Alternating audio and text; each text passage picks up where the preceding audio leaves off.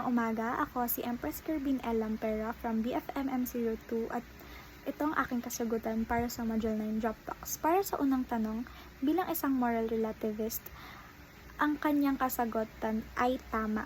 Si Melissa at ang mga citizen sa bansang yon ay tama sa kanilang pagsang-ayon o paniniwala sa kanilang batas dahil sila ay nasa iisang lugar at merong isang kultura. Sabi nga ng moral relativist na it is under the social and cultural forms that their law was influenced or one of the factors considered in that law was their culture. At pinaniniwalaan ng isang moral relativism na walang kultura ang mas nakahigit pa sa ibang kultura. So, kung sa kultura nila o sa bansa nila, tama yung ganong ideya o tama yung batas na yun, walang ibang bansa o walang ibang kultura ang maaring tumuligsa doon sa kanilang kaisipan. Dahil, there's no greater or lesser culture than the other. Ayon ay ayon sa paniniwala ng moral relativism. Sabi nga nila, yung moral relativism daw, naniniwala siya na ang tao doon sa loob ng kultura or ng bansa na yon, they tend to believe that their culture is right. So, tayo na galing sa labas ng kultura na yun o ng bansa na yun, hindi natin pwedeng sabihin na mali yun. Kasi wala nga tayong definition ng tama o maling kultura.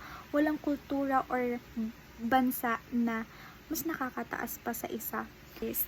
Ang paniniwala ni Melissa at ng kanilang bansa ay mali. Dahil ang virtue ethics, it is the character of the person. If a person is good, then it will follow. Wala tayong batas na sinusunod dito. Sabi nga ni Aristoteles or ang ama ng virtue ethics, there is a thing that we call virtue ethics or proper functioning rather. I'm so sorry. The proper functioning is the achieving of the full potential of the person or the function of the person. We humans have different kind of purpose in this life and we have different functions in this life. So if we use euthanasia, then that hinders us from doing our function and purpose in life. So as a virtue ethics, how did the virtue ethicists come up with that decision? So first is it was supported by the idea of proper functioning. So sabi dito, let us give example. If the knife can cut or serve its function, like it can cut sharply, then it is a good knife. But if the knife is mapurol or hindi siya makakat ng maayos, hindi siya makahiwa ng maayos, then it is a bad knife. Bakit natin nasabi na bad knife yon? Kasi hindi na siya nakakahiwa. Wala na siyang function. So, if we connect that on the idea of euthanasia, a person's function in this world is to achieve its full potential and find its purpose in life. But if euthanasia will kill that purpose and being alive in you, then it's a bad choice, right? It is a bad function. Then in virtue ethics, it is not considered right. Another idea of a virtue ethicist is the eudaimonia. So according to eudaimonia, it is the life well lived.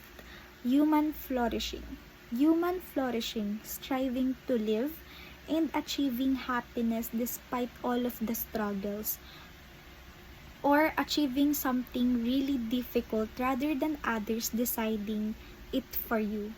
So the final goal or the end goal of the human life is to find happiness, and it is the ultimate end of our life. It is the best that we can be. So happiness is achieved if we surpass the bad things or the struggles that throws in us. So if we survive those, then we deserve the happiness. There is the happiness na matatamo natin. And kung euthanasia, matitigil dun yung buhay natin, then it defeats the idea of flourishing life. Kung if we choose, if the person choose euthanasia, then mawawala yung saysay. The function and the purpose of life is not there. The end goal is happiness and function, but if euthanasia hinders that, then a virtue ethicist considers it wrong.